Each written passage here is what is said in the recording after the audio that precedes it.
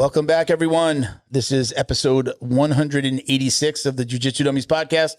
We're brought to you by Black Belt Digital Marketing. Anything you need to build your business on or offline, website design, SEO, Google Ads, graphic design, printing. We are doing really great with setting up LSA accounts, local service ad accounts for clients because they've made it extremely difficult. Reach out at bbdigitalmarketing.com or at Black Belt Digital Marketing on Instagram. We can do a free review of your entire online presence immediately, get you something within just a couple of days.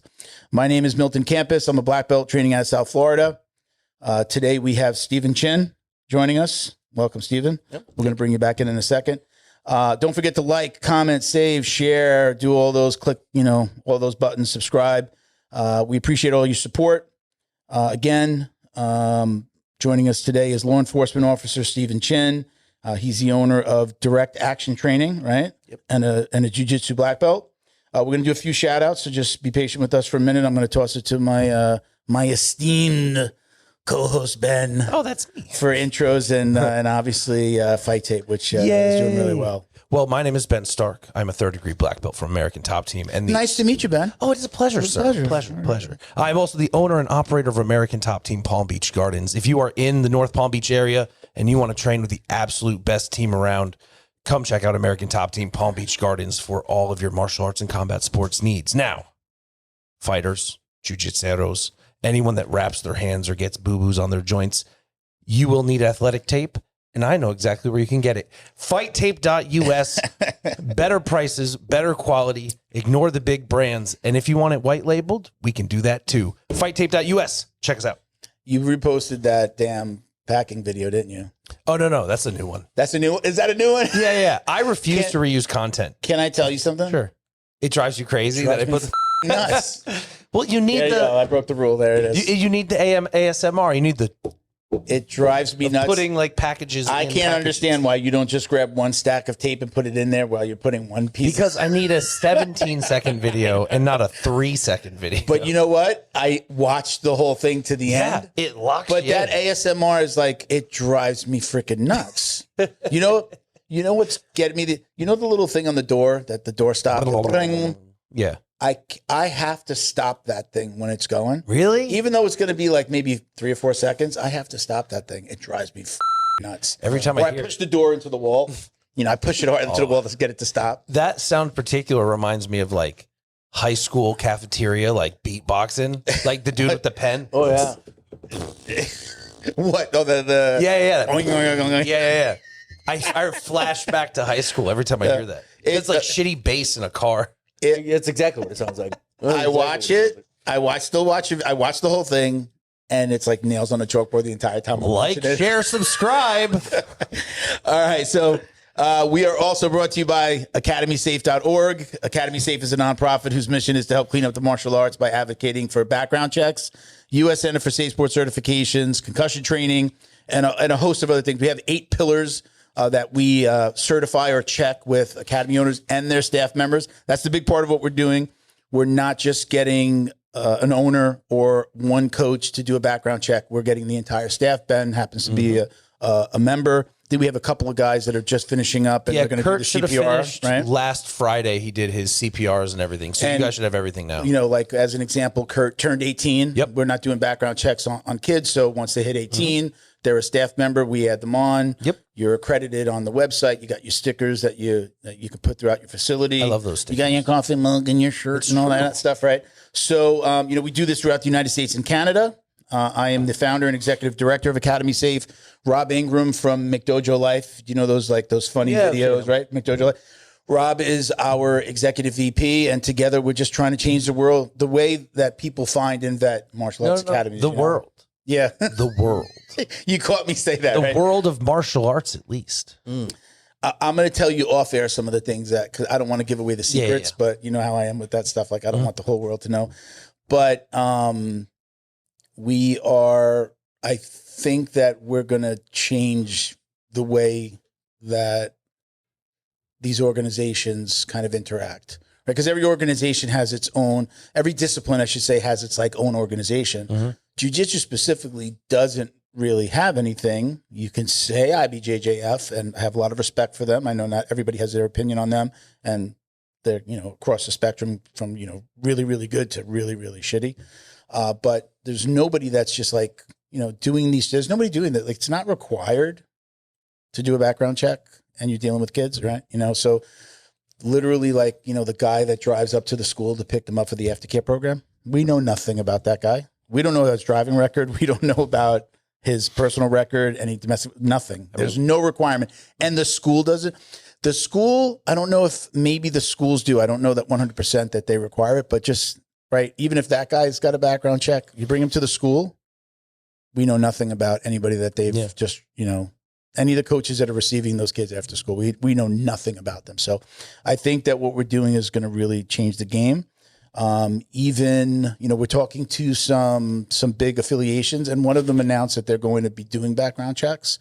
We were in talks with them to like, hey, we could do that for you. We were already in talks with them, but because they were talking to us, and then what happened with Atos, they're like, now they announced that they're doing background checks on all their staff members. So hopefully they will at least work with us in some capacity, and then get those people listed on. Yeah. Let's get those academies and people listed on the website. So check us out at academysafe.org. If you're an individual coach, you can sign up. You don't need, like, if you just believe in this and you work at an academy, go on, purchase your package for the year. We'll get you through everything. You do not have to wait for the owner to do it. We'll list the academy and list you as a coach there, but it'll show that it's not accredited yet. But it'll show the things that we've certified, the things that you've done, including like your, again, lineage check, U.S. Center for Safe Sport, the background check. So I was coaching like 15 years before I opened my gym. And if you are a coach, if you are a fighter who makes your ends meet by coaching, forget what the gym does. Do it yourself. Yeah. One, it is a great resume piece. And two, you can charge more for your services because you have proven to be a higher quality. Not only like I go in and I want to like coach the adults program or the kids program, because people jump around, right? They might coach here for an hour and go someplace else. I had a period of time where I coached like 5 different gyms. But privates. Yeah. To go into a situation where you're like, I'm background check, I'm going to do privates, right?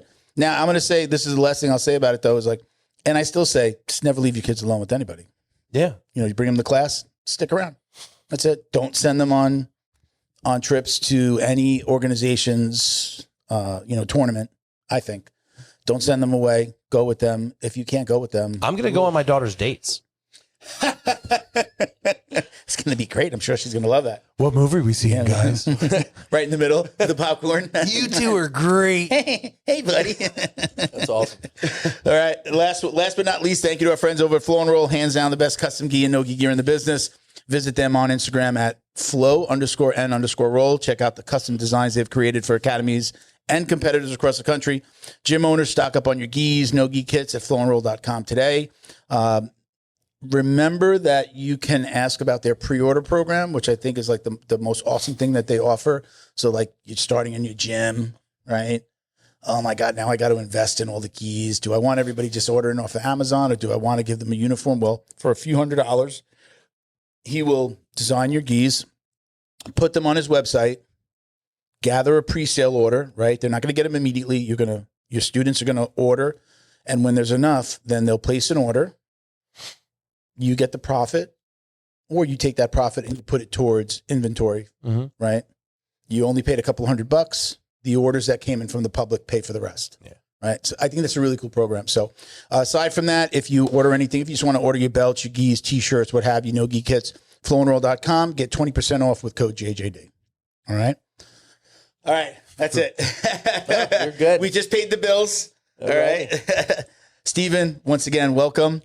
You are we could say you're the department you work for. That's not a problem, right? Yeah, not a problem. Yeah. So you BSO, Broward Sheriff's Office. Yep. Right. And then you also own Direct Action Training. Direct Action Training, where you are training. I like looking at the website. You're training other law enforcement officers, but you'll train like an individual as well, like somebody who just wants like to learn how to protect themselves. Right? We're not talking about just traditional jiu-jitsu. You've got weapons training. I saw you. Not like, right? Knife fighting. Guy. Yeah, most people know me as a knife guy. So, really? Yeah. Big knife guy. Well, we'll talk about it. So somebody can come in off the street, or you can go and train a group of law enforcement officers, right? You're kind of doing it all, right? Yeah, very diverse. So like I'm a marketing nightmare for most agencies, marketing agencies, because I just do so many things, right? Yeah. But I've been in the game for like 2.5 decades. You name a discipline, I did it at one of its highest levels. So I've built quite a resume at this point, done a lot of different things. Jiu-jitsu for how many years, right? I mean, I started at 15. I'm 38 now. Sure. So, Okay. I mean, it's been a long road, Wow. and along that, I did boxing and Brazilian Jiu Jitsu, Muay Thai, wrestling, Pikiti Tusha Kali. So all the Filipino martial arts. Yeah. So I've been in that space and just training for a very long time. I was a professional fighter for the first half of my life. So I was doing it 2-3 times a day, 6 days a week. So that was a big chunk of my life. When I got out of that, I got heavy into the weapons game because I realized that was my missing link, right? Like as far as the diversity of, hand-to-hand, ground, stand-up, I kind of had that figured out. But I was like, well, weapons are a game changer. So every time I trained, I made sure I was the worst in the room at whatever it is I was doing, right? So when I was boxing with like world champions. You know what I mean? I was in there with... you mean like you were the worst? You were correct. I made sure I was the worst in the room. He wants to be the small fish. Yeah, okay. 100%. That's why I changed schools so many damn times. Yeah, we were talking about that before we started recording. Yeah. I was like just terrified of like not growing anymore. That was like my biggest fear. Like I was so performance driven. I still am to this point in my life. So I didn't care about like the rank, the politics, any of that stuff. I hated it. I just cared about performance. Yeah. And I just wanted to be better. And anybody who had anything to offer, I was like, yeah, let's do it. But that did get me hated in the community for a very long time. But I'm so glad I did it because I wouldn't be who I am today. I wouldn't have the skill sets that I have today if I didn't do that.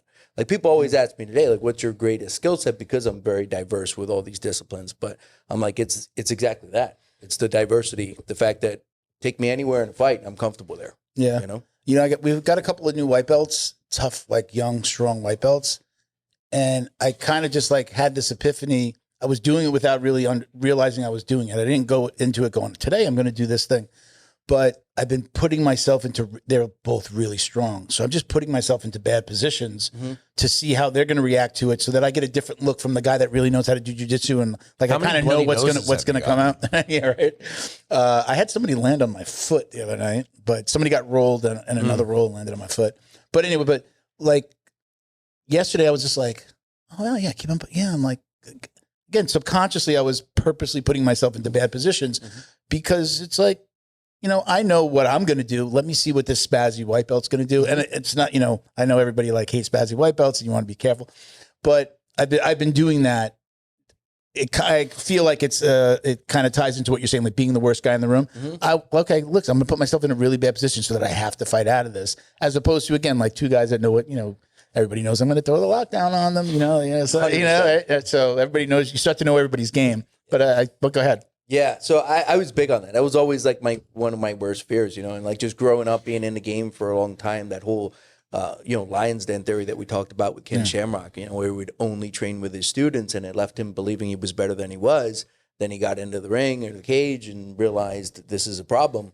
But you could build that false sense of confidence by never changing rooms. And I saw that happen to him and I was like, well, I never want that to be me. So I was changing rooms constantly. And it was the best thing I could have done. I mean, it had its pros and cons, but I wouldn't change it for anything. What you just described to is what a lot of guys, I went through this, being at training 12 years, 8 years at the same school, like leg locks.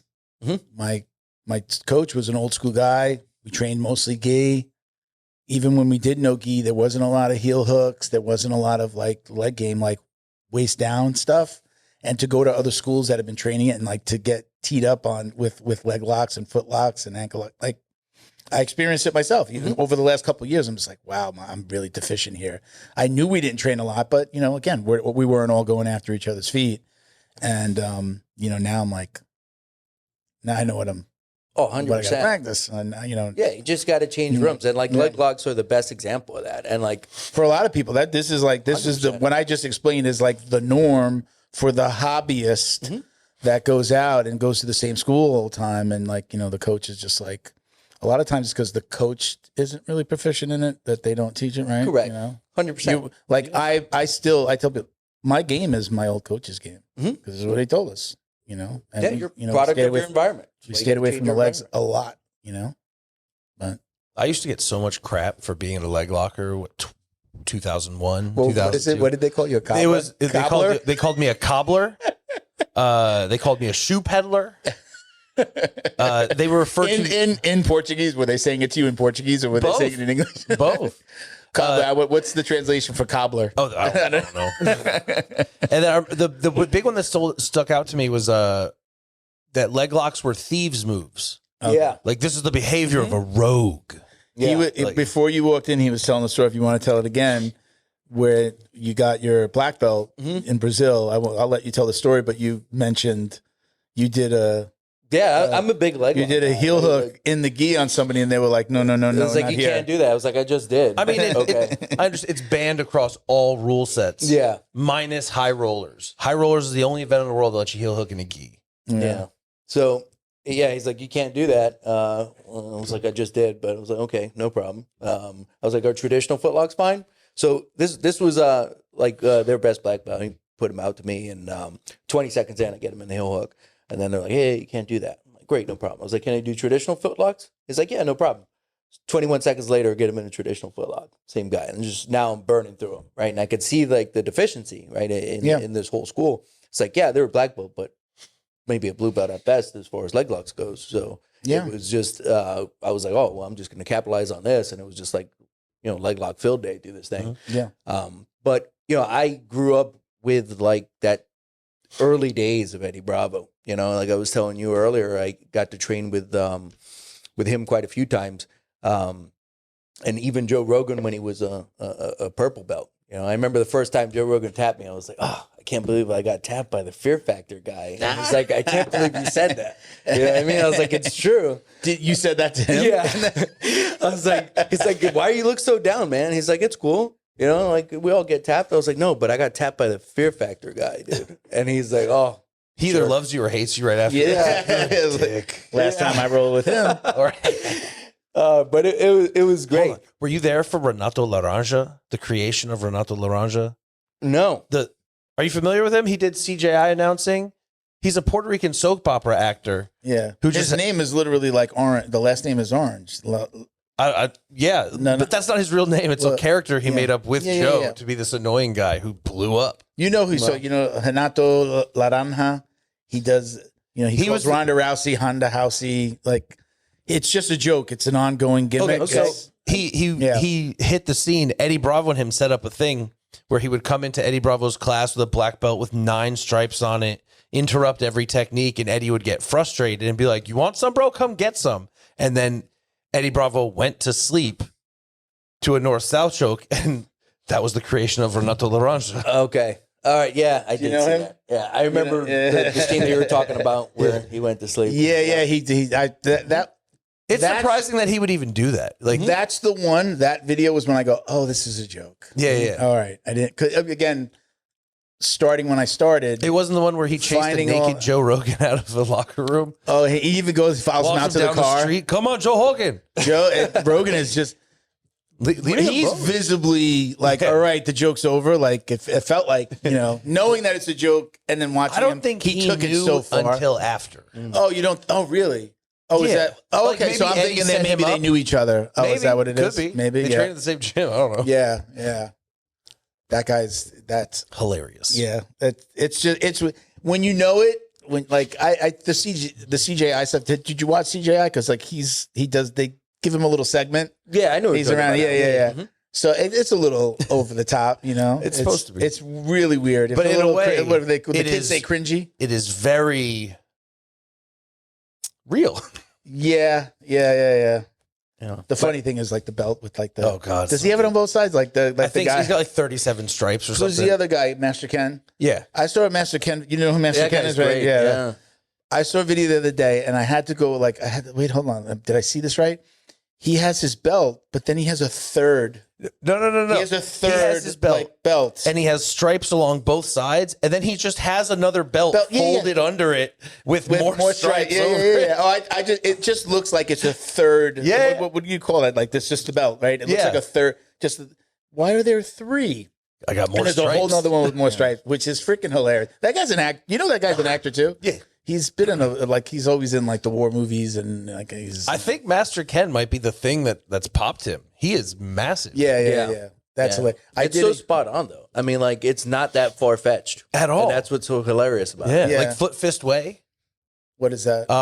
The dude who made Eastbound and Down did he's a karate instructor movie. Okay. Like you see it in the memes all the time. There's like a 80-year-old lady and a 60-year-old biker, and he's like, "Careful, Miriam's dangerous." And the guy just like punches her in the face. I haven't seen that. Oh God, you got to send me that. Just send me a link or whatever that is. No problem. So yeah, I mean that stuff is funny. Like I don't know how.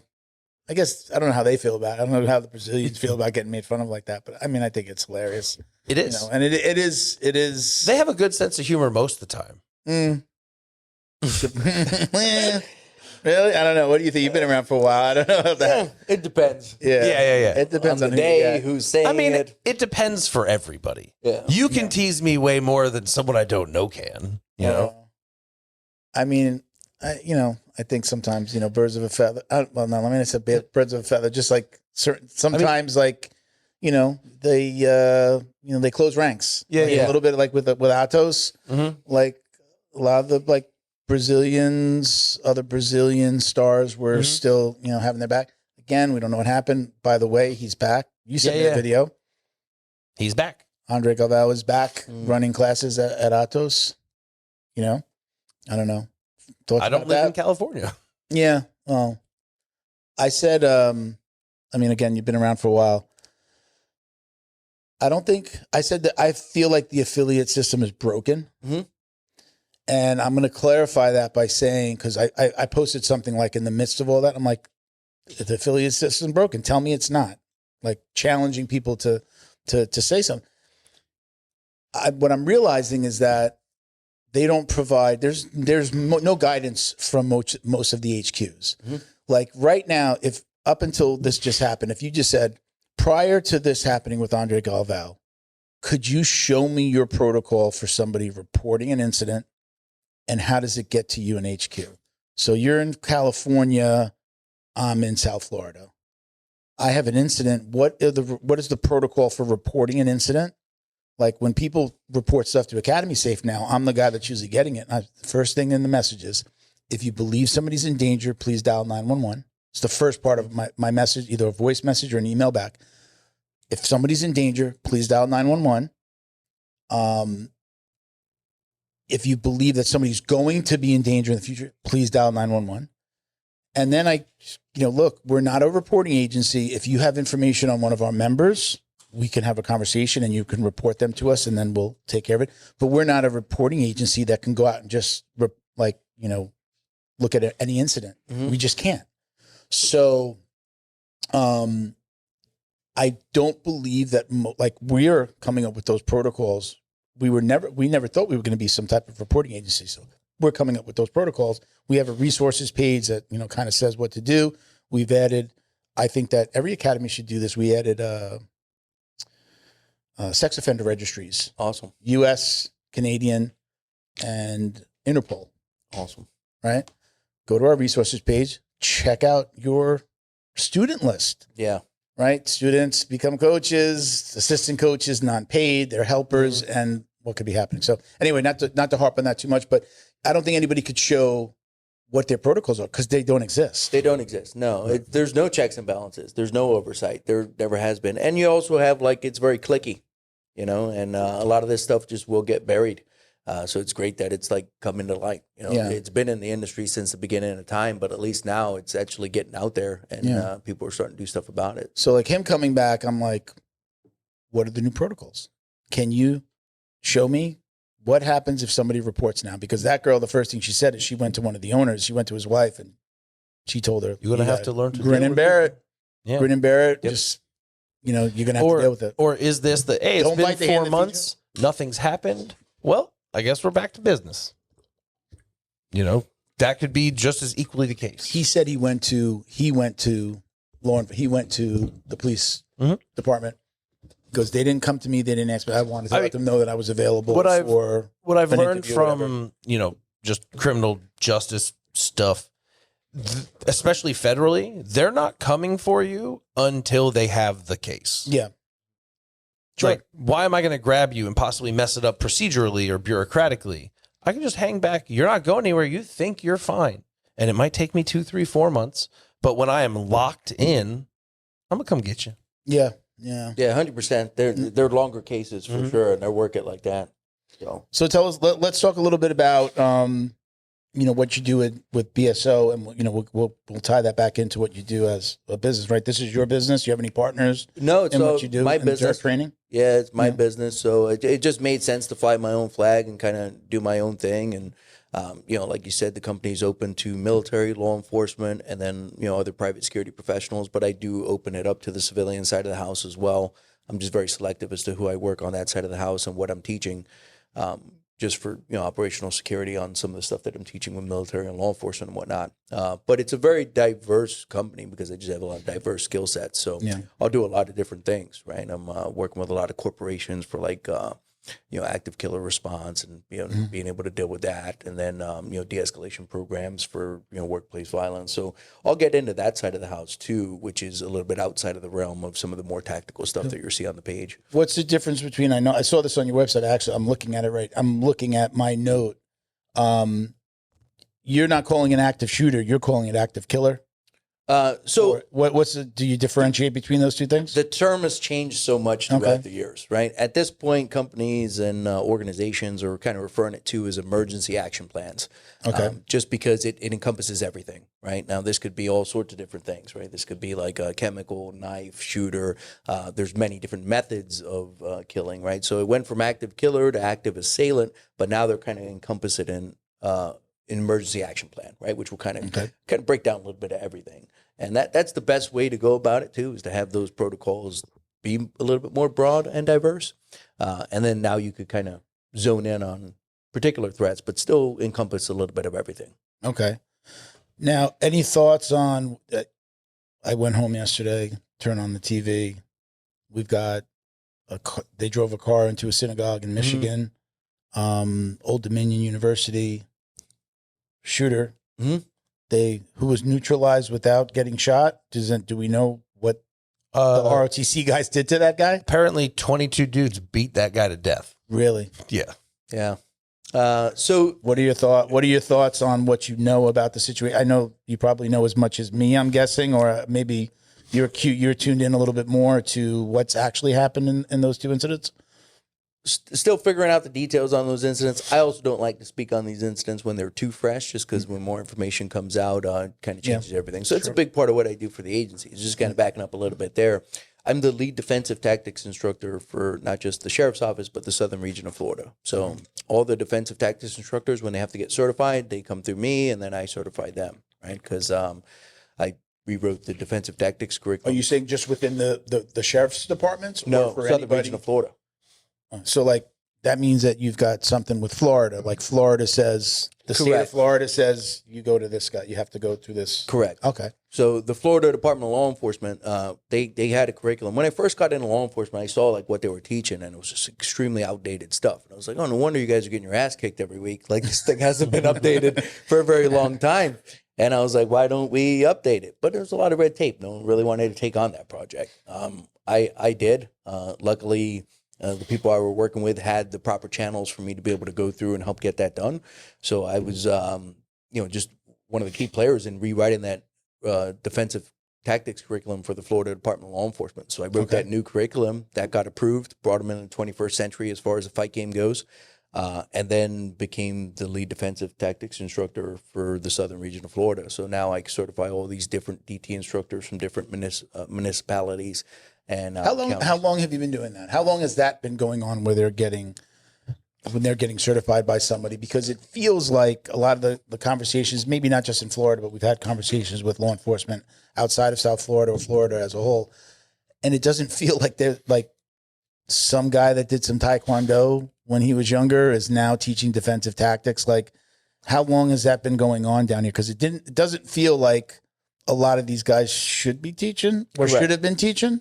Correct. So that's how it is. So I got in the game. I saw that because you have certain agencies or departments that, they're put someone up to be able to be a general instructor or a defensive tactics instructor for their department. They're do that class, and then they're certified. But it's a 2-week class, right? That's not enough by any means to be, a high caliber instructor teaching other people, right? Especially when lives depend on it. But that's normally the standard. So they're trying to find someone in their agency that has a little bit of experience. Most of the time it is that Taekwondo guy. And then they're just be like, hey, we're going to send you to DT instructor school. And then that's it. He comes back, he's certified, and then now he's rolling out a program. That's the problem. And that's what most agencies are doing. So it's been a long process. First of all, to change it, I had to change the curriculum as to what was being taught. Now they have a much better curriculum. But now the hard part is I don't have that much time with them because I certify them in the 2 weeks, but there's no follow-up to that program, right? So, that's what the problem. The continuing education is where it seems most departments are lacking with just their officers. Not even like the instructors. You're talking instructors. I'm talking instructor, yeah. Okay, now that you certify that instructor after 2 weeks, and now he's certifying a guy that's in the academy for X amount of months, training a few hours a day, a week. I don't know exactly how much time they have, but then he put out on the street. And my dad was a cop that you're talking about, 3-4 decades ago. As an academy owner, you work hard to build trust with your students, their parents, and your community. But trust isn't something you claim, it's something you prove and earn. That's where Academy Safe comes in. We help academies like yours stand out with verified safety standards. Background checks for all staff, U.S. Center for Safe Sport certification, concussion training, defibrillators on site, CPR, first aid and AED certification, security cameras, rank and lineage checks, and verification of business insurance. Join the trusted martial arts registry that's redefining safety throughout North America. Lead by example. Show parents you're accredited with Academy Safe.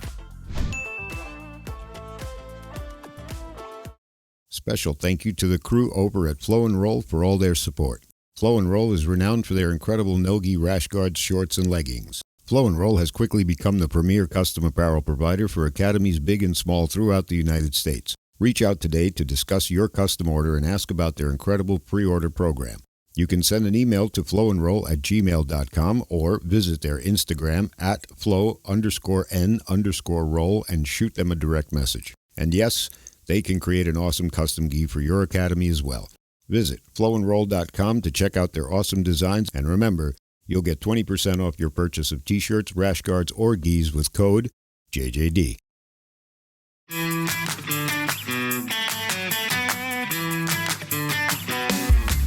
Is your business getting lost online?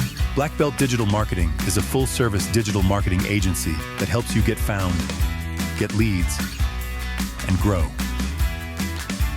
We specialize in local and website SEO, so your business stands out when customers search.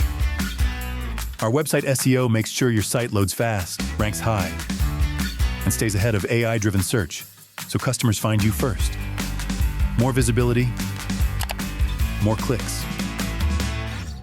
More customers right when they're ready to buy. Grow your business online with Black Belt Digital Marketing. Visit bbdigitalmarketing.com or call 9542-204932 today. There was no continuing ed at all. Yeah. So you only had to get certified with your weapon once a year. You had to qualify with your weapon. I believe it was once a year. There was no continuing ed, no health requirements. It's my dad was in shape, but the big fat guy eating the donut, like that stereotypical cop, right? Mm-hmm. That's the thing, because there was no requirements for that person to stay in shape or to do anything defensive tactic wise. So you're talking about, you only got 2 weeks with this guy. He might have a few months with somebody, again, for only a few hours a day, but then there's maybe one weekday, so 8 hours with his officers. Yeah, each agency is different, right? So some agencies are going to train a little bit more than others. Some agencies will require 8 hours of defensive tactics annually, right? Some will do it every 2 years, some every 4 years. I know some agencies that haven't done it in 8 years, and I'm like, why? And they're like, well, because people get injured. And I'm like, yeah, well, we're not baking cakes here. Look at what you're asking them to do on a daily basis. Yeah. We should be training them, right? What would have to be done for it to actually transition to, if you are a police officer, you have to train regularly, weekly, bi-weekly, monthly? I mean, I'm sitting here in my mind thinking about the military, and I have said this before. So, right, our military, right, they're doing PT. I don't know. I wasn't in the military, but Much more regular basis. yeah, right. But that's what they do until they need to go to war. Let's just say, right, like go there. We need them to take some action. A cop is doing this every single day, 5 days a week, 4 days a week, whatever. Down here in Florida, it's different than New York. You usually did a 5-day week, right? 8 hours. Down here, what do they do? Like 3 days, 10 hours, 12 hours, and then they have like three days off. Fire department does that as well, right? Yeah. Like you work 24-hour shift and then you're off for 3-4 days. Cops are going out there every day. This is like the potential for something to happen. They live every in PTSD. single day, and they are the least trained. Again, on the continuing ed side, they are the least trained in almost every department. Mm-hmm. Even we had the guys on from Gwinnett County. They have a jiu-jitsu program, but it's not required. Great, they're doing good, and they're again, we talked about like kind of breeding them out, And like even with the perks, getting the they people. offer crazy perks just to come and work out for free. We were surprised when they said I was what like, they get. I might join. Yeah, like we'll pay them to come in and train, but it's still not a requirement. They get more money if they train. So I guess, do we need to take more? Do we have to look at this like the military looks at it? Like, you have to be training these guys all of the time. It needs to be a requirement. Our police officers should be on the street, should be the most fit, the most well-trained. And, not only like physically, but like in, like de-escalation, right? 100%.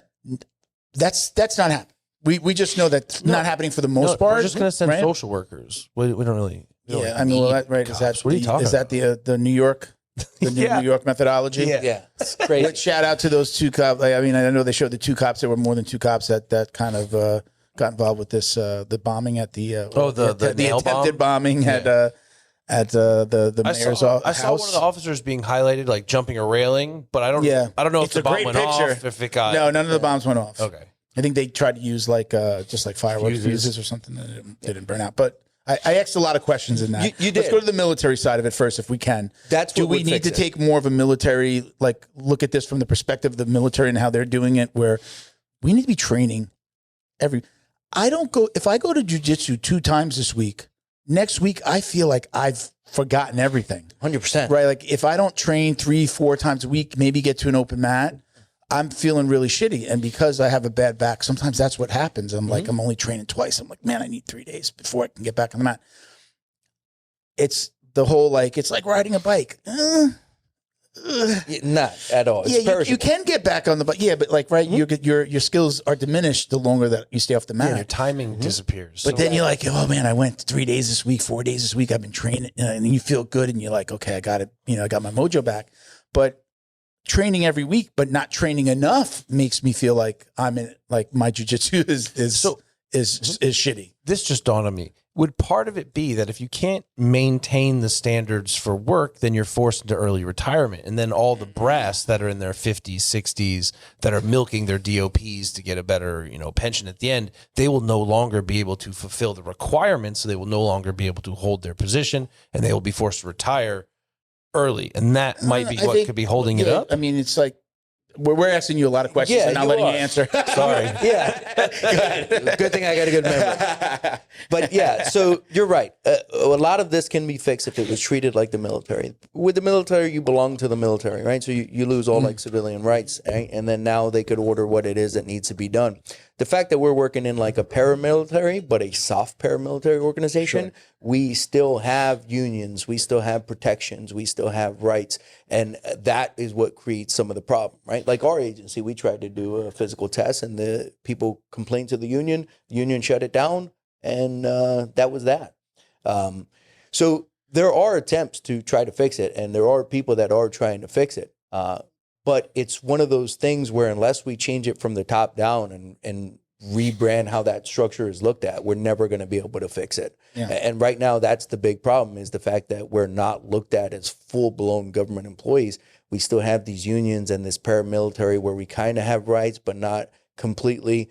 But now you can't order certain things, and that is what has created this ability. So talk to his point of, I don't think you have to go as far as what you said, which is, all right, the higher ups, the guy that's 50, 60, still on the job, could lose his job because he can't pass those physical requirements. I don't necessarily, does it have to be for everyone? Like, you're on the street, and if you have if you're, I don't know exactly what you call, like, if you're tasked with this job, whether you're at a school, a school resource officer, or you're on the beat, or you're in SWAT, okay, yeah, you have to do this. If you're a sarge or a lieutenant behind the desk, I don't know how that works down here, but I remember my dad, when he became a sergeant, he was behind the desk. He was in uniform. He was like that guy when you walked into the precinct. It was a transit. I remember he brought me to his job once, and you walk in, and there's the sarge that's working the desk that day, and he's up there greeting everybody and making sure that all the wheels are turning, right? And I was like, oh, this is cool. You know, like, so, you don't necessarily, does that guy need to, you know, maybe if he's older, does he need to have those same requirements as the guy that's out there on the street? It's easier to do it for him. Like, what our agency did is, once you get to a certain rank, you're an at-will employee. So you lose all those protections and rights. So once you get that high up, you're an at-will employee. So what our organization did was they mandated them to meet a PT standard, and they couldn't go cry to the union. They had to do it because they're an at-will employee. So they were actually forced to do it, and you can force them to do it, and it worked. When you start getting down to like road patrol, again, this is where they're going to start to get those levels of protection. So those are the people you really want to go after, but those are the people that are the most protected, and it makes it difficult. Once you get into specialized unit, it does start to change, right? So I was SWAT. When you move into a unit like that, you have your SWAT standards, right? You have your SWAT protocols, you have your SWAT annual testing and whatnot. So you're picking teammates, you're designing that school, you're making those standards, and you can make them what it is that you want it to be. So you could have that higher standard and hold people accountable to it because it's a specialized unit. If you're not in a specialized unit and you're just road patrol, the people that need it the most, they're also the most protected. And that's what creates the problem, because they're not getting what they need, but there's no way to really force them to do it. So that's one of the negatives of a union. Yes, they're there to protect the policemen, and then they should be there because we know people take advantage when they can. But that union, in protecting them from being taken advantage of, is also diminishing, I guess, the quality of the product. If they're being so protective that they're like, oh, no, you can't make them train for the job. That would be inhumane. Yeah, which is like, crazy, right? Because it's like one big oxymoron, right? I'm all for it. I think there should be a PT standard, and we should be pushing that, right? I mean, we're depending on these people to save other people's lives, right? Is it going to take somebody like you with your experience to get into that position in order to make that happen? Or is the money behind the unions, the attorneys, is there too much? Is the battle too big to actually ever make it happen? Because I mean, you could just, something as simple as I did the physical test to become a cop down here.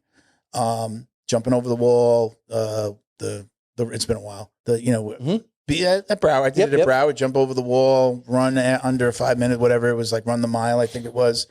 Like, I mean, there's some basics that you could do. Like, can you run? What is it for at Broward if you just want to get on the job? Like you're jumping over. They still have it out there, right? Test. Yeah, the basic agility test to put it in an application. You got to pass this, pass the written, pass this physical to even apply anywhere. What is that? Like, is it a mile? You have to do a mile under X amount of time, right? Yeah, but it's nothing ridiculous. Yeah, right? It's totally doable. But there are definitely the time for the mile. Do you know? I don't work with the academy side of the house too much anymore, so I can't. But is it like, are we thinking like 13 minutes or like?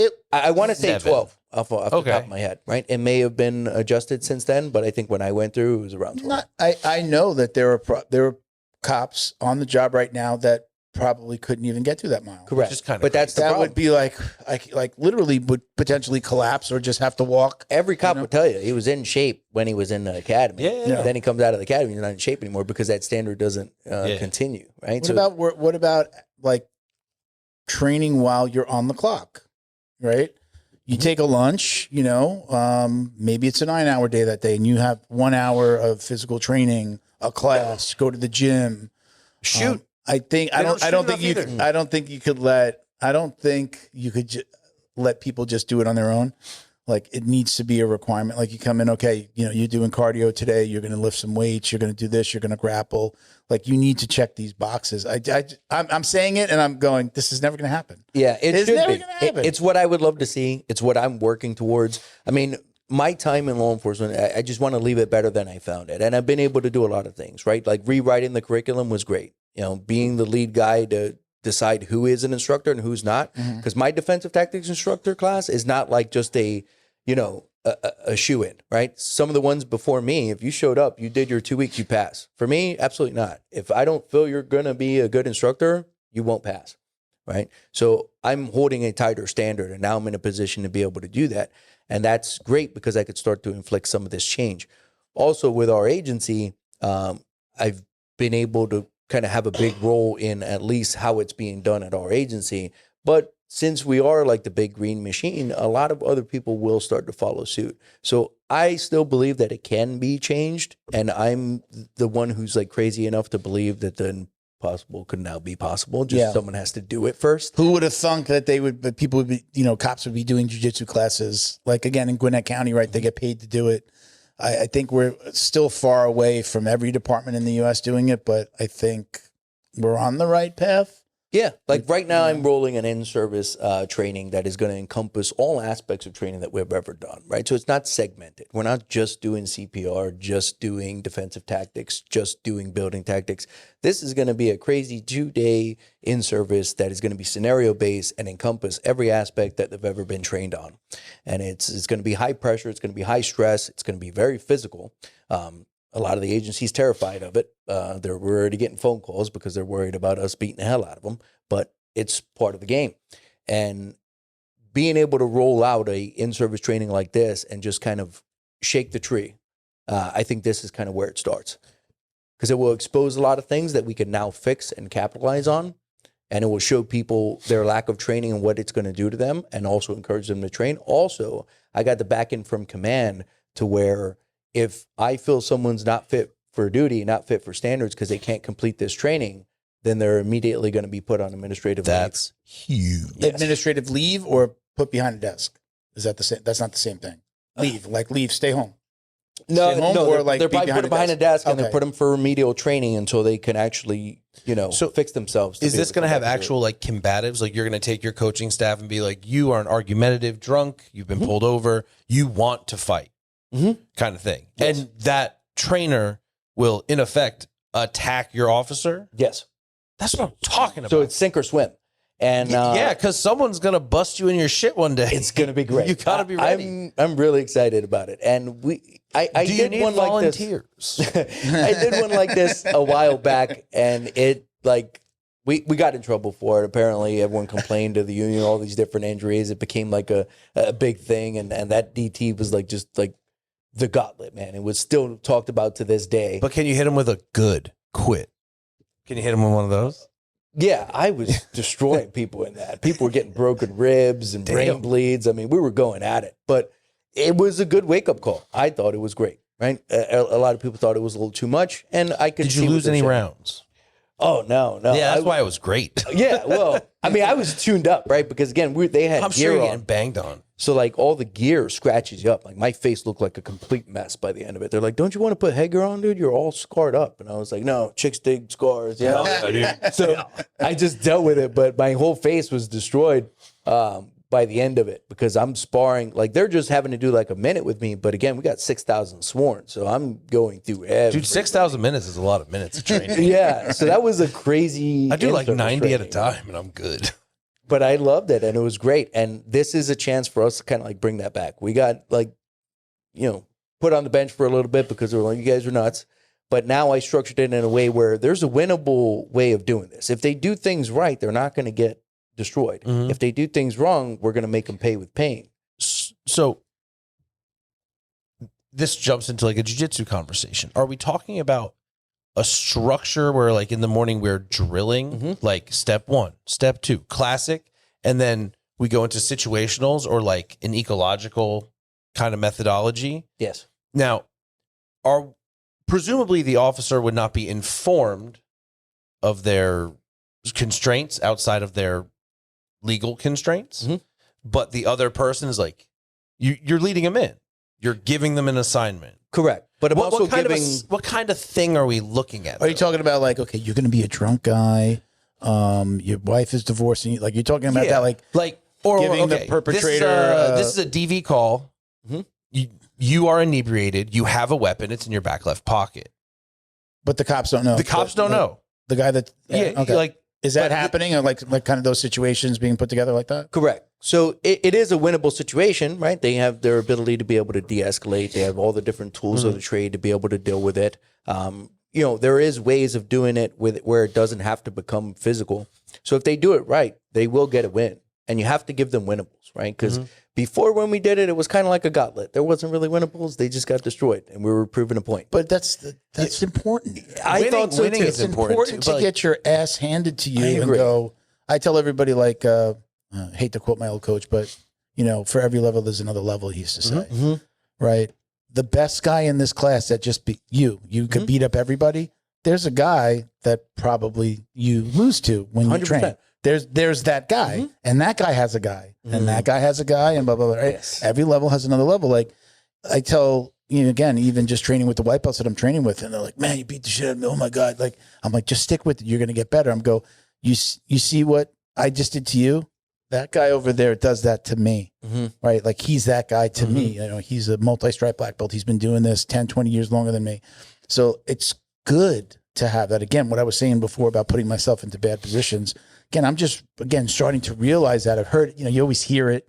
But as a black belt, it's like, okay, maybe this is the thing that I'm working on. Just put myself into really bad positions and see how I react and how I get out of it. And that's how I get my own little training in, right? But I think there's something to be said for getting your ass kicked. 100%. But again, people that are complaining about it are the people that aren't very humble, Yeah. like, exactly. I'm going to beat up today. And Yeah. So it's like, do better, right? Like that's kind of what I say to everybody. Just like, do better. Right. But like I've had cases where I review a lot of all the uses of force that come through the agency. I call them good, bad, and indifferent. A lot of times I'll bring them in for remedial training. And I remember, there was a particular deputy who just really got his ass handed to him, and it was a wake up call. Right. Like, but it was great. I loved it. I thought it was awesome. 'Cause again, it was one of those times where he was just mouth writing checks that his ass can't cash, right? So he could have easily just de-escalated that call. We have camera footage, and, body cam. Yeah, could have easily dealt with that and just browbered that call out and been done with it. However, said something slick. Well, person he said something slick to was like, "Oh yeah, fuck around, find out, right? Let's get out of the car and go to work." So I was like, I love that. That's awesome. Street rules. Let's see it. Right? And they're like, wait, shouldn't you be rooting for the officer? I'm like, yeah. But at the same time, like, he's alive. This is good training footage, right? 100%. So I was like, yeah, look, I'm rooting for this. The officer snuck a little quip in, and the dude was like, you want to throw hands? 100%. And I was like, this is awesome. So he gets out, but right away, just safety net of the taser, right? So he's going to hide behind that. But Buddy knew the game, right? So he was like, oh, okay, no problem. Was super compliant. Laid down, put his hands behind his back. He's like, all right, come cuff me, right? So he was super compliant because he knew as long as he does that, he's not going to get tased. His guy has to put taser away, come handcuff him. As soon as he does, it's time to go hands. So that's exactly what happened. And then when he went hands, he gave Deputy the business, right? He just went after him, but didn't want to kill him, right? But just prove a point. I know this because after he was tuning him up, he stood up, stopped hitting him, and was like, come on, get up. Round 2, let's go. Could have stayed on him. Could have really tried to hurt him. But no, he's just proving a point. You want to talk shit? He's still got a fucking case on that, though. Oh, yeah. But I was like, this is awesome. This is great. So Were you a character witness to get him a little less time just for being chill? I know. It should have He was been. really chill about it, though. I was like, I love this guy. I think he's great, right? Like, this is just straight street rules, right? This is like a good life lesson. Like, honestly, this is a lesson that should have been handed out a lot earlier in life. How hard was it? How hard was it for that officer to watch that? Hard, yeah, because he had to relive it, right? I mean, just seeing it on my own, if I was in a room just watching it by myself, would be shitty. Because again, it sounded like he has a bit of an ego. You got to let him pass the guard like this, bro. You'll not have your guard up. Yeah, But right then to actually have somebody like looking at it with you is kind of be embarrassing. yeah, yeah. But I was like, I gave him the same speech. I was like, look, we've all kind of been there, right? I've not always been on the giving end of this stuff, been on the receiving end. It happens, right? But the thing is, what do you do now? Right? What can you do to get better, right? Like, let's use this as a moment to get better, right? And this is where I was like emphasizing the training aspect. I was like, look, man, my door's open. Do you want to come in? You want to get some extra training in with me or any one of my staff? We'll make it happen for you. We had an open mat going on at the time. I was like, why don't you get over here to open mat, And again, right away, all the excuses start coming in. Well, I can't on open mat. That's my day off, and I got a newborn at home, so I got to like help take care of the kid. And I was like, look, I get on that. the newborn level. I can get on board. However, this guy just came out of the hospital from being tuned up from this guy, right? And I was like, Bring your kid to training, bro. I was like, your missus, she was at your bedside during this? He's like, yeah. I was like, okay. So she saw you like this and it terrified her, right?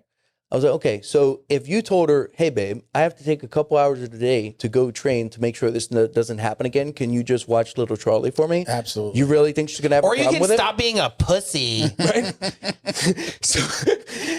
So that's my argument to him is like, dude, I really don't think she's going to have a problem with it. I think you're making the excuse for her because she was terrified seeing you like that. She doesn't want to see that again. Let's go ahead and do better. And she needs a rest. Yeah. So he kept coming with that, right? But I was like, ultimately, I'm a tough love guy. So I'm like, look, fine, you're going to make your decision. But if this happens again one day and you don't make it out from this, right, just understand the repercussions of that, right? Now someone else is going to be raising your kid. Someone else is going to be sleeping with your wife. This could have been much worse. Yeah. Right? So, like, if that's not motivation, I don't know what is. But you shouldn't want anyone else raising your kid and telling him, hey, go get me a beer while he's slapping your wife on the ass, right? That's what's going to happen if you don't live through this. So you need to train. There's some dude at home going, dude, that would be great. I mean, not me dead, but the rest of it. I got this special chair in the corner. Yes. I do get it. I understand the excuse. I don't agree with the excuse. I understand where, there's only so many hours in a day. And, you got a kid, you got a family, you got, your work life, you got your home life, you've got things that, you got your honey-do list, but that should be priority. I mean, 100%. when you choose to be a law enforcement officer, like now you should know that even if the department isn't providing these things or don't require them, that it's something that you should seek out. I would not want to be the fat guy in a lineup. I would not want to be the most out of shape around other officers. I feel targeted right now. Yeah. I sucked my stomach in when I said I don't want to be the fat guy. Right? Do you want to be that guy? You want to be the baddest guy. You want to try to be the baddest guy in the room. You want to try to be the guy that people could depend on. I don't want to be the guy that shows up on a call and they're just like, no, hold on, don't, hold on. We don't need you just yet. Yeah, exactly. Don't be selfish. Like, if you don't want to do it for the public, do it for your family, right? Like, be selfish. Yeah. At bare bones, you should at least want to do it for that. The I don't want to die at work drive should be quite strong. And let's say, okay, so let's also say we all know the stress release that we get from martial arts and jiu-jitsu. Like, I could be having the worst day ever and just go into a class for an hour and a half, especially after the rolls, right? When you're done, I forget all of the problems. Oh, yeah. Everything that I thought was a big deal, it's not a big deal. Some guy was just trying to break my arm or choke me out. So somebody was trying to simulate murder on Friendship. me. Yeah. Right? And everything goes away. It's like I could go in there and go, man, I'm going to have to go back. I got to work a couple of hours tonight. And I go home and I'm just like, chill. I'll do it in the morning. Yeah. And things aren't such a big deal. So, not only are you training yourself to be better the next time this happens, but you're going to be, I think I was a better husband. I was a better boyfriend before I got married. I was a better person. The way that I treat my employees, like all of that is different after just like being in the world of jiu-jitsu and learning like, this isn't that big of this thing that I think is a big deal. It's not such a big deal. Right. It takes that away from me, I think. Right. Big time. It's like what's the Etch-a-Sketch? It's like you erase everything, right? Yeah. Remember, for mental health, for those that don't know the Etch-a-Sketch, right? Like there's so many things that have already been proven with not just jiu-jitsu, though jiu-jitsu does get a lot of credit, but like hard physical activity, period. PTSD, running, just anything, but like it helps with you dealing with stuff. Like jiu-jitsu, the small study was done and it showed jiu-jitsu replaces drugs for addicts. And it works as a new functional, addiction, kind of a new right? addiction, Basically, but it's like a health addiction. Like people that drink that start smoking, like you replace it with a different addiction. That maybe heroin addicts get on Red Bull. You're just just how it goes. But I know from myself, never having dealt with like law enforcement kind of PTSD, but just growing up in the '90s, shit gets pretty crazy. And Florida's a wild place. Let's just be very frank. Oh yeah. But they've even showed that strenuous physical activity, I guess if you can put it like, turns the volume down on the voices. Yeah. It like it's that drive home the shadow. where you drive all the way home and you don't even realize it. You didn't even turn on the radio. Yeah. Like because you're just in like these good thoughts. Maybe you're thinking about the training, or you're just going, and it's 100%. The volume. There are kind of equivalent videos where a guy is like noise, and then he cuddles with his girlfriend, and then it all goes away. Yeah. Like that feeling. That's kind of boobies does that for me too. Yeah, boobies do that for ear most on of us. boobies. But we know that jiu-jitsu is that volume control for a lot of us. I know for me, I feel way different. Combative, right? And that's what I tell people, like just get into a combative art, right? Like jiu-jitsu's an avenue. Wrestling is a great avenue. Boxing, Muay Thai. These are all great avenues. Anything that's combative, right? And competitive. Both those things are just going to help you very well, right? You got to have that fear and that danger of like, I could get hurt doing this. Like this is that serious. And when that's on the table and you push through that, the more times you do push through that, the better human being you become, right? Yeah. And the more stress you could handle, and the easier life becomes. So oftentimes when I'm watching police videos, like the body cams and stuff, it seems that I'd say 40% of the time, the police officer is the one that's kind of like pushing the buttons as opposed to de-escalating. They're escalating. Are those just the ones that we're seeing because those are the ones it could be. Well, I mean, they're the ones that go viral. It's never something I'm following. There's it's just definitely what pops way up. more good interactions that are happening on a daily 100%. basis than bad. In those instances, it surprises me because this is someone who has to deal with this regularly.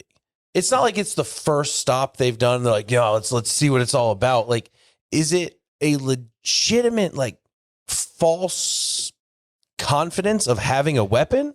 So you're seeing a few things there, right? Part of it is like their mouth writing checks or ass can't cash, right? There's a little bit of fear going on. So it's like fake it till you make it. And they're presenting themselves as something they're not to hope that that's going to de-escalate the situation.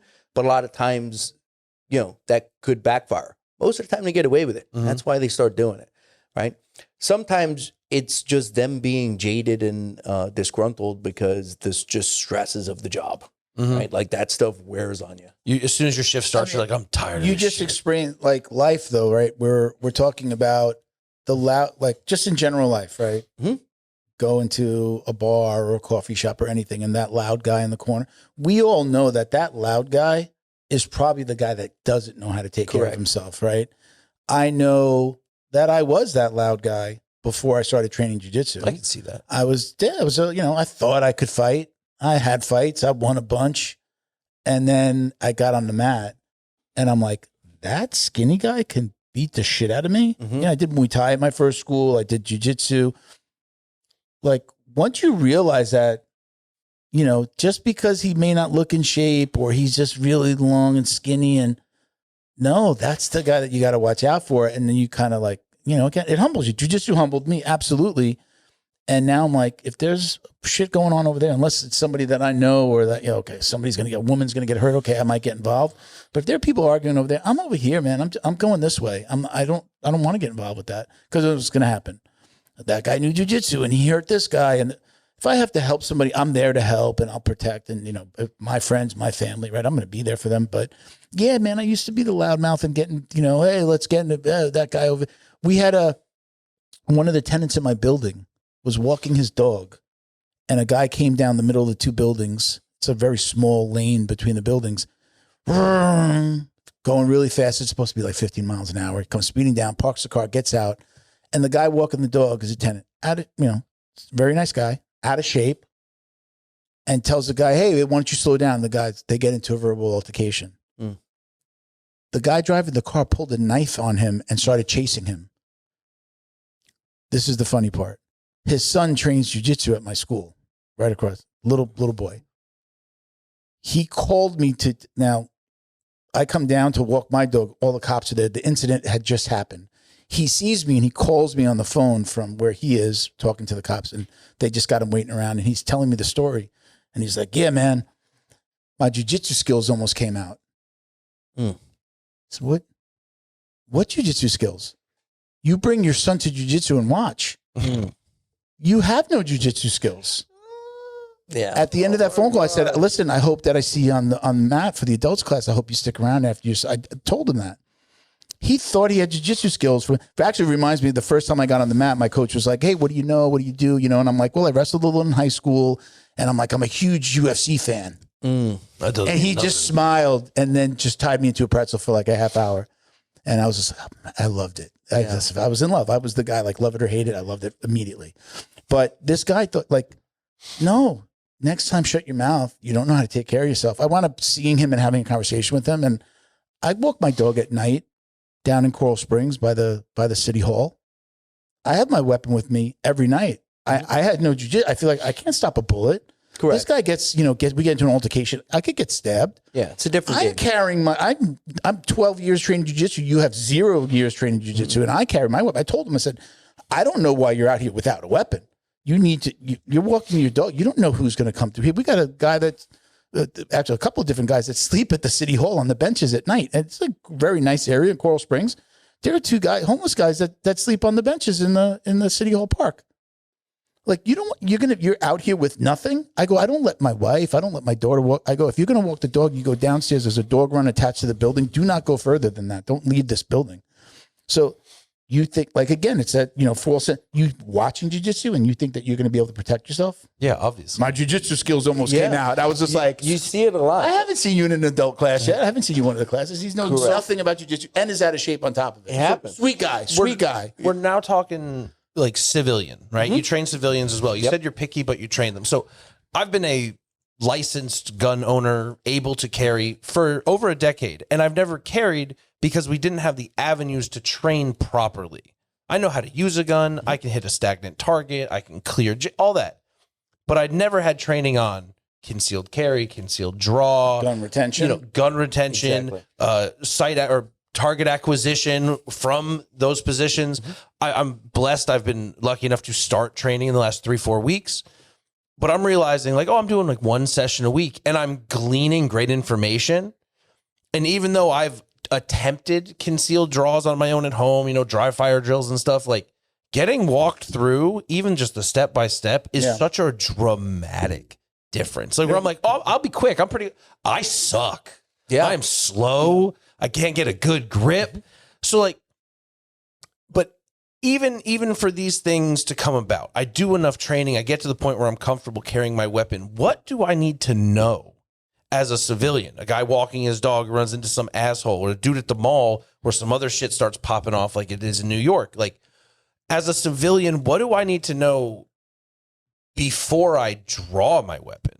Before I decide, well, firstly, if you can get the fuck out, obviously get the fuck out. I think that's another 3-hour podcast, right? Yeah. The answer to that is in its so most long, but simple terms in Florida, right? If you and or someone around you is in imminent danger, which is right now, of great bodily harm and or death, you can use as much force necessary to stop the threat. Mm-hmm. That force has to pass objective reasonableness tests. right? Like actually, like distance as well, right? If he's 50 feet away, you can't say that you were in imminent danger. If they're like with a knife, he's got a knife and he's over there. But they shoot him from 50 feet away, no good. Yeah, but right. they say He's at gotta 25 be feet, a guy with a knife. You said is something likely on the to last get you. podcast about like 20 feet or if 6 you are feet. undrawn, the guy with the knife at 25 feet is more likely to be successful than you. So this is funny. Like I said, I'm a big knife guy. Okay. My lineage in knife, it goes as far back as jiu-jitsu, right? So it's there for, like I said, made sure I was the worst guy in the room at whatever it is I was doing. So that originally started out as 21-foot rule, and they've keep increasing it, right, since then. That was highlighted by Dan Inosanto. Dan Inosanto was a first-generation student of Gran Tuan Leo Gahi Jr. I was a first-generation student of Gran Tuan Leo Gahi Jr. So that tip of the spear as far as that goes. What that whole 21-foot rule was trying to say was your average person takes about 2 seconds for a draw stroke and to get shot on target. That 21-foot, now 24, 27, 28 is all gone up to, is saying that if you stay on the axe, the person could close that gap with a knife before you can get off the required number of rounds to put down a human body, which is average 5 or 6 well-placed rounds to the upper torso. So that's what that rule is showing. However, I don't need 21 feet in order to be able to deal with that knife, gun versus knife, right? Instructor Zero showed that with Doug Marcaida. Doug Marcaida is another first-generation student of Gran Tuan Leo Gahi, right? So we all came up under that same lineage. You're seeing in my videos, I've done it in about 3-4 feet, right? In order, you're starting at 3 or 4 feet, correct, and then still being able to get my gun out and shoot. The difference is I work in a circular fashion, right? So I have to redirect that knife, step laterally. Now I have time and space to get that gun out and start pumping shots. What the 21-foot rule is saying is you cannot just draw and shoot and stay on the X or backpedal in a linear line. But as soon as you sidestep, it shuts down that 21-foot rule. You can now do it at 3 feet. You don't need 21.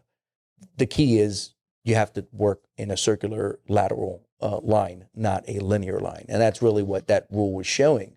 But it got lost in translation over the years. And then now people just think you need that amount of space or that amount of all right, I think distance. he's at 21 feet, I can shoot now. We don't want that, right? That's the misconception of the rule. Like, oh, well, he's too far, I can't shoot, or don't draw. Okay, he's past a certain distance, I need to draw. Well, that rule was just showing that you can't draw and shoot and stop the person in time with the knife. Oh, I see what you mean. That was just like, you're not going to be able to do this. Correct. That's and what that people was have trying to translated highlight. into like, oh, once he hits 21 feet, then I can shoot him. Yeah, exactly. Right. So, or That's good. Today, that's a complete misconception? Or is that now, has it become a rule? so it's kind of like two different things. You're talking legalities of what distance is, okay to shoot, and then also what is capable, right? What they were showing was capability, saying that you can't draw your gun and shoot and stay on the X with that amount of space before getting knifed up. So knife beats gun. Well, if I understand knife and knife tapping principles and Filipino martial arts and whatnot, I could do it in 3 feet, not 21, and still make my gun work because I understand capabilities of knife and I understand how to work this appropriately. So that's like that missing part of that rule. The other part that you're talking about is like legalities. Okay. If someone is that far away, is that threat imminent? Am I in life or death, great bodily harm and or deadly force right now at that distance? That has to be able to pass the objective reasonableness test. Okay. I get it. You understand that? You got that? Yeah. So it's like two separate conversations that we merged. Yeah. Let me answer a question, Ben. I don't want to interrupt because we're gonna have to start the wrap. Do you do? I understand that who you're training. Do you do just like not individual, but group seminars for just maybe an organization that wants to work with you and get people trained? For example, I don't know if you know who Seminar Stack is. No. Seminar Stack is run by a woman whose husband got hit from behind in his cruiser at like 70 plus miles per hour. And he got really jammed up and he's good now. They got into jiu-jitsu. They found jiu-jitsu as part of his therapy.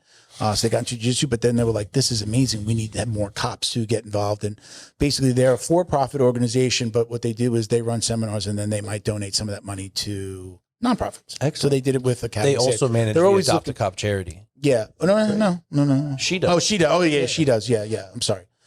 She works for, We'll talk. Okay. Sorry. So the woman that runs Seminar Stack is involved with Adopt a Cop. But what they do is they were even down here. They'll run seminars. They did a gun retention seminar. I think his name is Mike Bland. Do you know who Mike Bland is? No. Okay. So he did a gun retention seminar down at the Homestead. What's it? Homestead training shooting center? range. Yeah. Yeah, training center where they did the Patriot games a couple of weeks ago, like maybe about a month ago. So I went down there, hung out with them. But what they do is they bring in people to do seminars, and it's not just they found it because of jiu-jitsu, but now they'll do like again gun retention, grappling. Have different cops come in. Jason Repsch out in the owner, one of the owners of Henzo Gracie Austin, comes out. I just again ran into him in Austin. So they do these different seminars. Do you do those kind of seminars? Like if they had a group of like, hey, we've got the officers, we need you to come out and teach a seminar. Is that something that you would do? Yeah, 100%. I want to put you. I'm asking because I'll put you together. I'll put you guys together.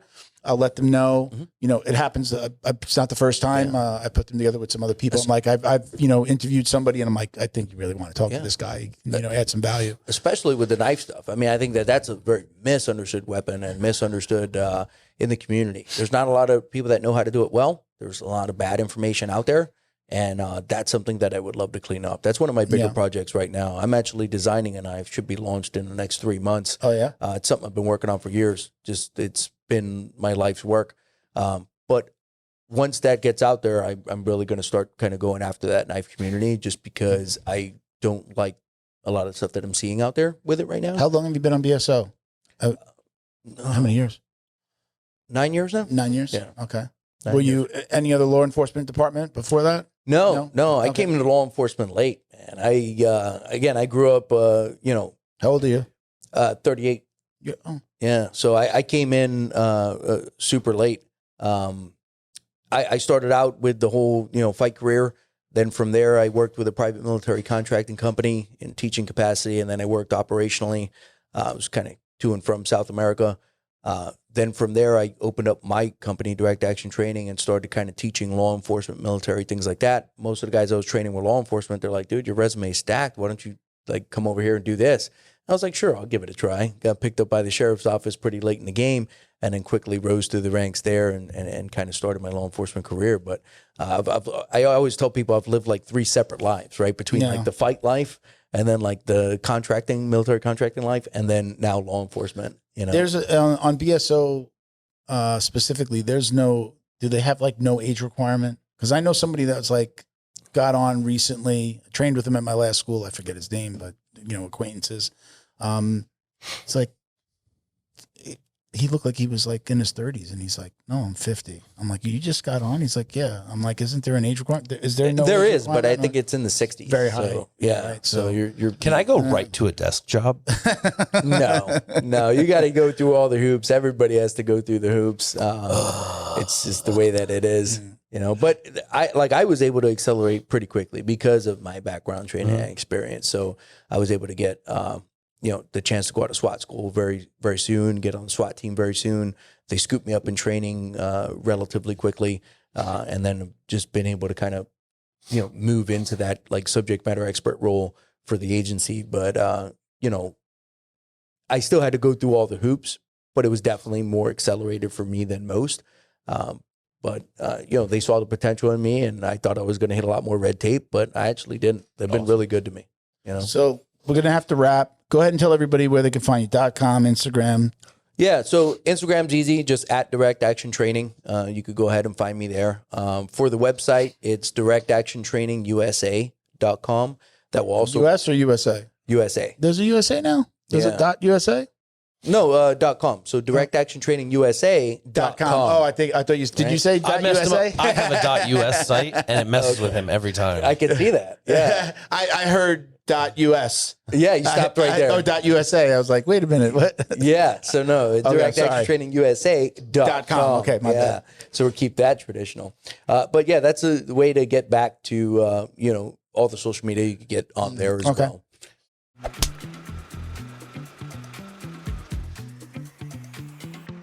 Hey, fellow jiu-jitsu dummies. Think about this. How well do you know the people who are training your kids? Does your academy run background checks on all staff members, not just the owner? That's why there's Academy Safe. We mandate those checks, plus crucial U.S. Center for Safe Sport certification and concussion training. But we require even more. Our accredited gyms must also have defibrillators on premises, CPR, first aid, and AED certification, security cameras, verification of coach lineage and ranks, and business insurance. Don't guess. No. Demand safety for your family. Find an accredited gym at academysafe.org. Academy Safe, the highest standards in martial arts safety. Special thank you to the crew over at Flow and Roll for all their support. Flow and Roll is renowned for their incredible no-gi rash guards, shorts, and leggings. Flow and Roll has quickly become the premier custom apparel provider for academies big and small throughout the United States. Reach out today to discuss your custom order and ask about their incredible pre-order program. You can send an email to flowandroll@gmail.com or visit their Instagram at flow_n_roll and shoot them a direct message. And yes, they can create an awesome custom gi for your academy as well. Visit flowandroll.com to check out their awesome designs, and remember, you'll get 20% off your purchase of t-shirts, rash guards, or gis with code JJD.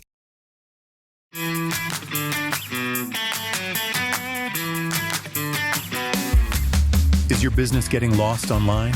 Black Belt Digital Marketing is a full-service digital marketing agency that helps you get found, get leads, and grow. We specialize in local and website SEO, so your business stands out when customers search. Our website SEO makes sure your site loads fast, ranks high, and stays ahead of AI-driven search, so customers find you first. More visibility, more clicks. More customers write when they're ready to buy. Grow your business online with Black Belt Digital Marketing. Visit bbdigitalmarketing.com or call 9542-204932 today.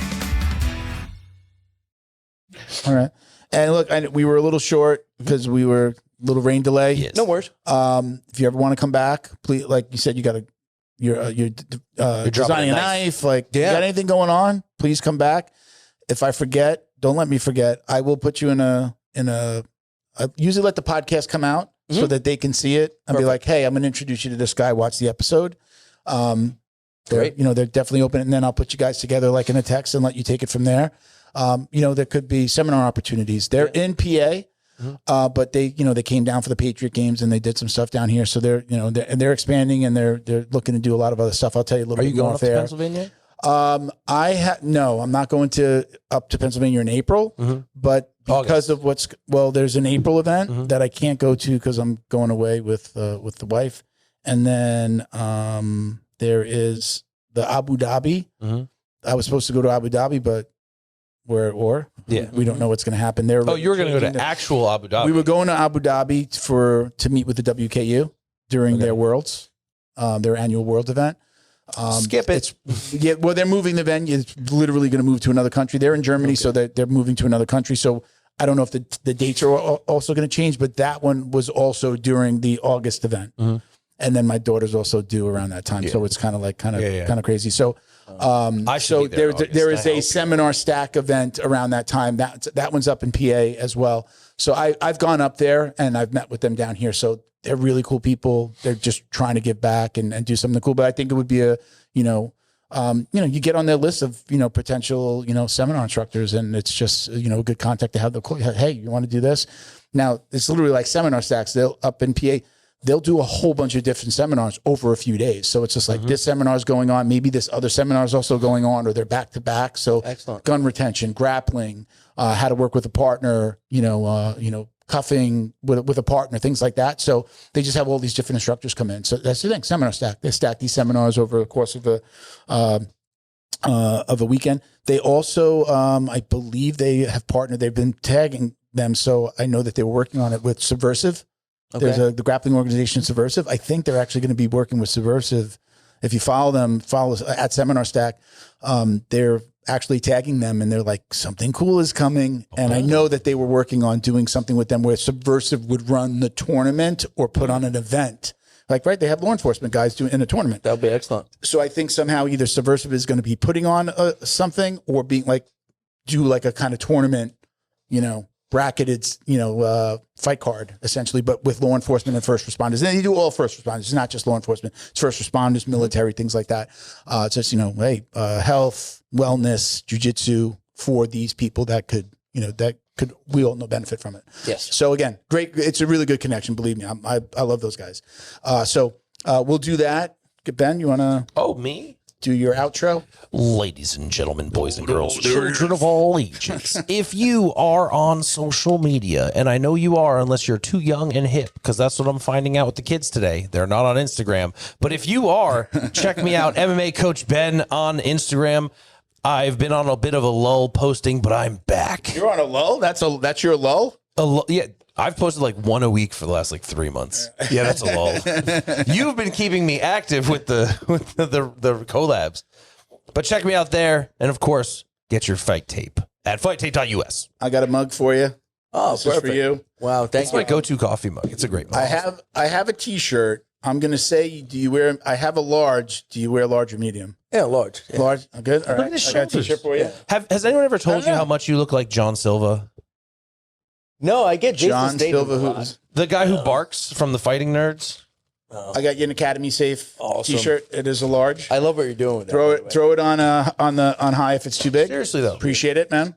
Let me see. Super close. Yeah, I would. That could be Super you. close. Oh, wow. Okay. I see it. Most people don't go, oh wow. They go, yeah, I don't look like that guy. I see it. Well, But listen. I get Jason Statham a lot. Me too. Yeah. Or I get Woody Harrelson. I get Woody Harrelson. You look I like you definitely ate see Jason Woody Statham. Just kidding. Yeah. I'm Jason Statham if he wasn't victim weight. All right, listen, we definitely got to go. I know that somebody else got a podcast starting. Check us out at Jiu-Jitsu Dummies for all the ways to watch, listen, and support. Thank you for watching. Listen, everybody. Peace. Love Jiu-Jitsu.